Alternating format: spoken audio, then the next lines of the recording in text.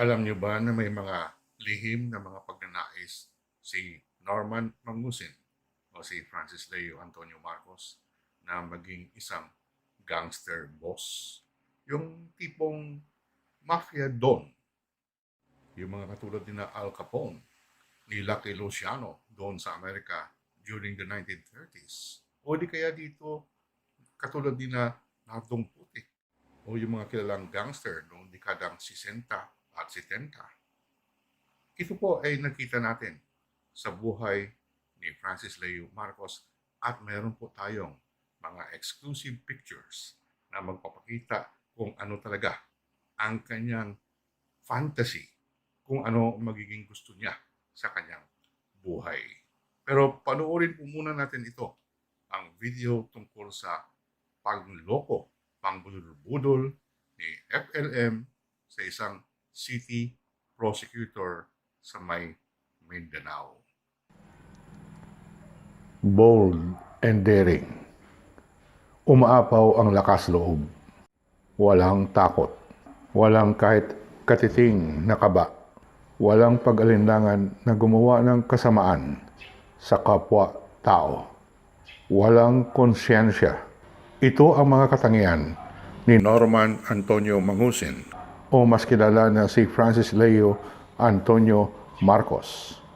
At dagdag pa dyan, hindi natatakot sa otoridad dahil akala niya, panangga niya o shield ang pangalang Marcos sa kahit anong ahensya o kahit sinong otoridad ang maaring magsita sa kanya. Aba, pati ba naman ang isang city prosecutor sa Mindanao na retired na ngayon ay hindi pinatawad na biktima din ni Francis Leo Antonio Marcos sa budol-budol. Kung matanda ninyo, pinagyabang ni FLM sa kanyang mga videos na wala siyang hinaharap na mga criminal cases. At wala daw mga warrants of arrest upang arestuhin ito ng mga alagad ng batas. Well, meron. At marami. Ang hindi pa nababalita sa taong bayan ay yung tungkol sa kasong swindling o estafa na isinampa laban kay FLM ng dating city prosecutor ng General Santos City sa Mindanao. Ayon kay dating city prosecutor Edelberto Hamora, nag-file siya ng criminal charges laban kay FLM dahil hindi nito ibinalik ang mahigit 3 milyong piso na pera na ipinagkaloob niya kay FLM bilang puhunan sa isang negosyo. Si Fiscal Hamora ay uncle ni Mrs. Jinky Pacquiao, asawa ni World Boxing Champion at Senador Manny Pacquiao. Sa kwento ni Fiscal Hamora, nagkakilala sila ni FLM dito sa Metro Manila noong taong 2013. Naging magkaibigan sila. Of course, nagpakilala si FLM bilang pamangkin ni dating President Ferdinand Edelin Marcos at pinsang buo ni Senador at that time, Bongbong Marcos. Ito siguro ang dahilan kung bakit madaling nagtiwala si Fiscal Hamora sa pagkatao ni FLM. Sino ba naman ang mag-akala na ang isang Marcos ay manloloko?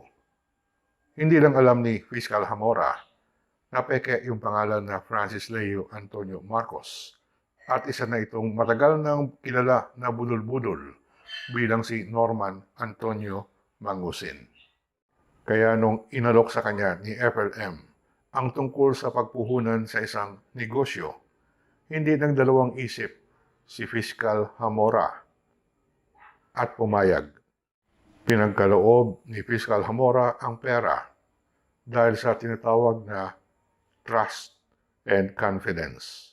At bilang patunay na may natanggap nga siya na mahigit 3 milyong piso, nag-issue ng mga post-dated checks si FLM sa pangalan ni Fiscal Hamora at meron siyang katungkulan na ibalik ito sa nakatakdang panahon. Hindi akalain ni Fiscal Hamora na pati ang katulad niya na isang mataas na opisyal ng Department of Justice, ang pinuno mismo ng City Prosecutor's Office ng General Santos, ay ibudol-budol ni FLM. Subalit nangyari ang hindi niya inaasahan. Tumalbog ang mga tseke nang idiniposito ito ni Fiscal Zamora sa kanyang bank account sa mga nakatakdang araw sa petsa na nakasulat sa mga tseke. Closed account o matagal nang nakasarado ang checking account ni FLM. Hindi lamang walang pundo, talagang wala ng account. Siyempre, nag-bounce, tumalbog ang mga tseke. At dahil ang mga tseke ay dapat kabayaran sa kanyang obligasyon kay Fiscal Zamora, nahulog ito sa kasalanan na swindling o estafa. Nag-file si Fiscal Zamora ng criminal charges na may kasamang demanda na ibalik sa kanya ang mahigit 3 milyong piso. Doon at nagpalabas ang korte sa may General Santos City ng warrants of arrest. Nung malaman ni Francis Leo Marcos na sinampahan siya ng estafa charges at meron na ngang warrant of arrest sa kanyang pag-aresto, aba, mabilis din ito naghanap ng paraan upang makipag-areglo kay Fiscal Zamora. Pero kalahati lang sa kabuuhang halaga ng pera ang ibinalik ni FLM. Kulang pa na mahigit 1.5 milyong piso. Kaya lang ayaw ni Fiscal Zamora na sumakit pa ang ulo nito dahil sa mahabang paglitis ng kaso. Kaya tinanggap na lang niya ang halagang 1.5 milyon bilang settlement sa civil aspect ng kaso. Hindi na siya nagpakita ng interes pa upang ipagpatuloy ang prosecution ni FLM sa kasong estafa. As a result, natulog na lang ang kaso diyan sa may General Santos Regional Trial Court.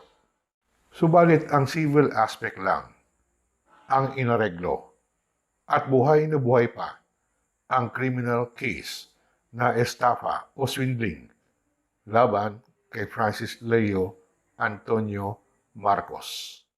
Sabi ni Fiscal Zamora, hindi ito pwede ma-dismiss sa affidavit of desistance. Ngayon, mukhang may problema ngayon si FLM dahil pinag-iisip-isipan na ngayon ni Fiscal Zamora na baka ipatuloy na niya ang criminal case laban kay FLM.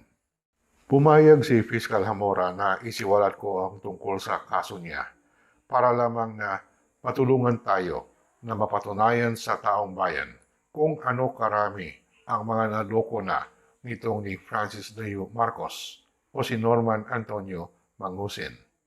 Na kahit na siya ang city prosecutor ng General Santos City, ay may lakas loob pa itong si FLM na hindi tumupad sa kanyang katungkulan at pinatalbog ang mga tseke sa kanyang katungkulan na ibalik ang pera. At maraming atraso si FLM diyan sa buong Mindanao. Karamihan ito mga politiko dahil sa kanyang mga scam sa optical mission. Kaya po hindi malayo na mangyayari na marami pang mga dagdag na kaso ang lilitaw sa susunod na mga linggo at buwan laban kay Francis Leo Antonio Marcos, ang peking pangalan ni Norman Antonio Mangusin. Sa kanyang mga larawan na nakita natin doon sa Le Grand Tower Penthouse Suite sa may Eastwood, Quezon City, nakikita natin itong mga pictures ni Francis Leo Antonio Marcos na nakasuot ng puti na suit o Americana na nakaposing na parang isang don sa pelikulang The Godfather. Ito yata ang kanyang secret desire na maging isang gangster boss dito sa Pilipinas. At itong Mayaman Challenge ay naging pagkataon para sa kanya na magpakita ng kanyang yaman ng kanyang mga alahas, ng kanyang mga kotse kuno at mga malalaking bahay kuno. Yung buhay ng isang godfather doon sa mafia sa Amerika.